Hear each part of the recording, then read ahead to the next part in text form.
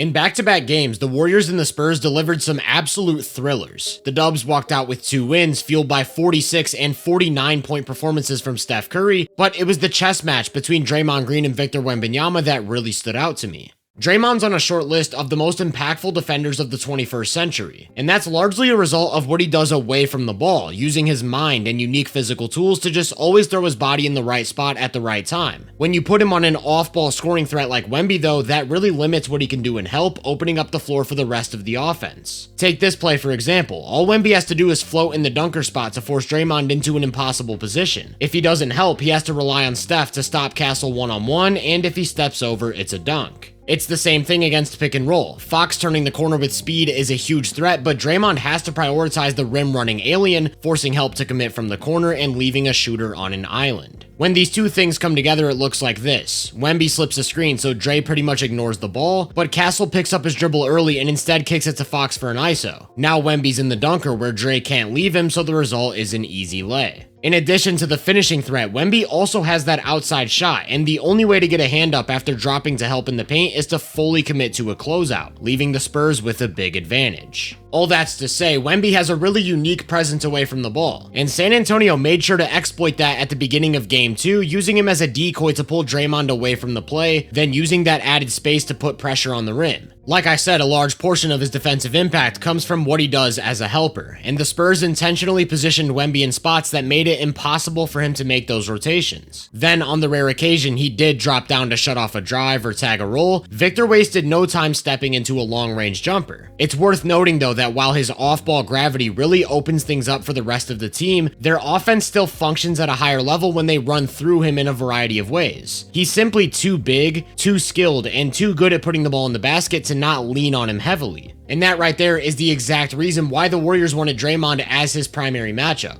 Despite giving up about a foot of height, he's got such a special set of tools and tactics at his disposal that allow him to bother Wemby one-on-one in a way nobody else really can. It starts with his lower center of gravity and leverage. By getting up into Wemby's lower body, he's able to push most of his touches out near the perimeter. After pushing those catches as far away from the basket as possible, he'd leave not even an inch of body space while sticking one of his arms right in Wemby's face, which not only makes it difficult to get a shot off, it makes it tough to put the ball on the deck without taking a wide driving angle. Of course, Wemby's length helps him a ton in these situations, to which Dre has both the agility to close off lanes and the strength to absorb contact, essentially serving as a wall in front of the paint. Despite only standing 6'6", he boasts an impressive 7'1" wingspan, which is part of what makes him so unique. By sticking a hand in Wemby's face and staying glued to his every movement, he's able to get real contests on these mid-range attempts. With the length, he's got really sharp hands, so if at any point the ball gets exposed, he'll look to attack it for a potential turnover. There were a few possessions during these two games that were close to perfect defense, using his leverage, length, and timing to just erase potential opportunities. Then there were also possessions like this where it seemed as if he didn't exist at all. That's the unfortunate reality of defending someone this big and this skilled. Regardless of how well you do cutting off a drive and using your body, sometimes they're just gonna rise over the top anyways. As an individual defender, there's no such thing as completely shutting down someone like Wemby. It's about making his life as difficult as possible and making him work for every last bucket. Throughout these two games, Victor had plenty of wins, and on some of these shots, it actually looked like he was going up against his little brother on the driveway. The key here though is that every single attempt is coming over the top of Draymond, never after beating him. While he can make them, you'll live with a jumper over a shot in the paint 100 out of 100 times, and according to playbyplaystats.com, in these two games, he only attempted 11 total shots at the rim, 8 from short mid-range, 9 from long mid-range, and 15 from 3. If you're the Warriors, you're more than satisfied with this diet of shots. That's not to say Draymond didn't have any help. Here's a play where he actually did get beat, only for Moody to make a huge stop at the rim, but like I said, sometimes it doesn't really matter what the defense does. Wemby's passing ability also stresses the defense in these spots. He starts to get the step again on this one, prompting help from Moody and a lob to a wide open Sohan. For every offensive win though, there were a few defensive ones, and for the most part that was Draymond doing his thing one-on-one and forcing Wemby into tougher looks over the top of his outstretched arm. For that reason, it became a big point of emphasis for the Spurs to get a switch onto literally anybody else. This time Castle initiates a dribble handoff for Wemby to turn the corner, and after getting a mismatch with Moody, he gets back to doing things no human should be capable of doing.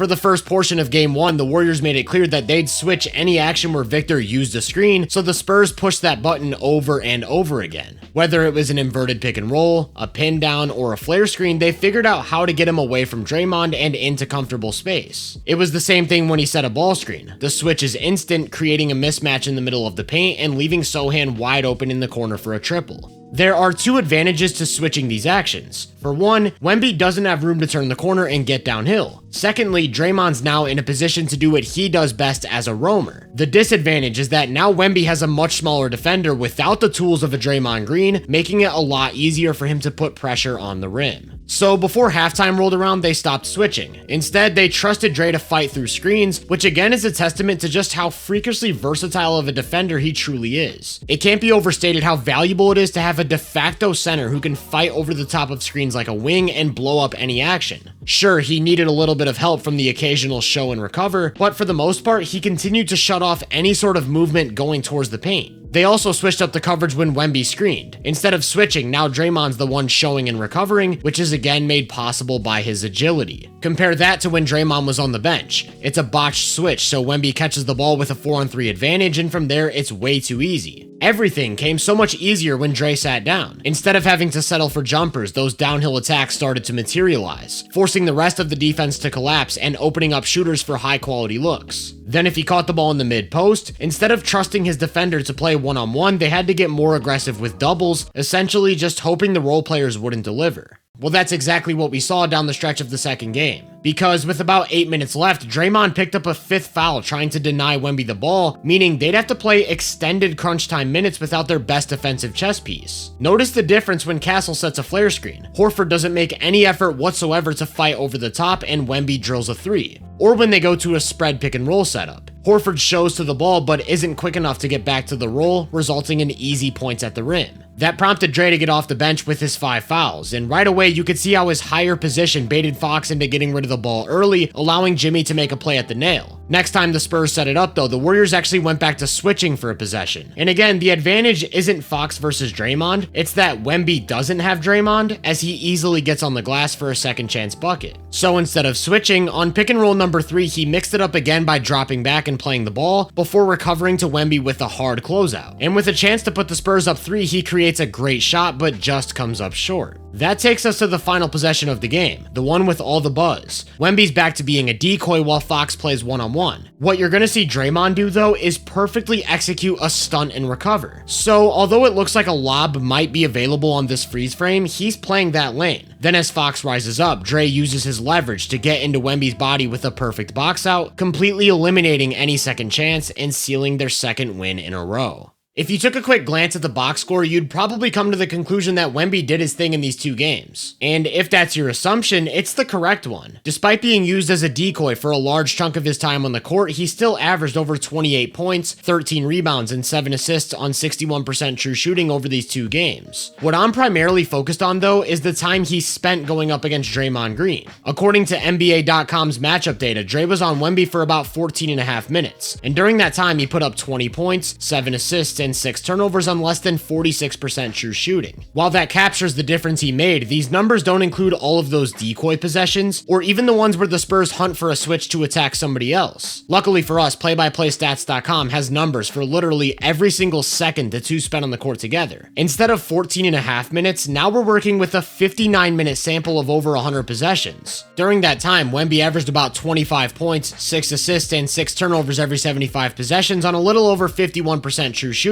while the Spurs as a team recorded an offensive rating a touch under 112. For reference, here were Wemby's averages coming into these 2 games. Both his scoring and playmaking numbers were a lot more efficient, while the Spurs produced a 117 offensive rating during his minutes. So, although I said there's no such thing as truly shutting down a player like Wemby, it feels like this is about as close as it gets. By taking him out of his comfort zones, forcing him to make tough decisions, and executing the scheme to perfection, Draymond was able to make a real dent on his shot selection, shot making, and ball security, which showed up in San Antonio's team efficiency. All of this as an undersized 35-year-old big. Whether or not he can replicate this performance next time they meet in February, only time will tell. But 2 things are for sure. Wemby remains the most unique talent we've ever seen, and Draymond's defensive versatility remains the backbone of a dynasty.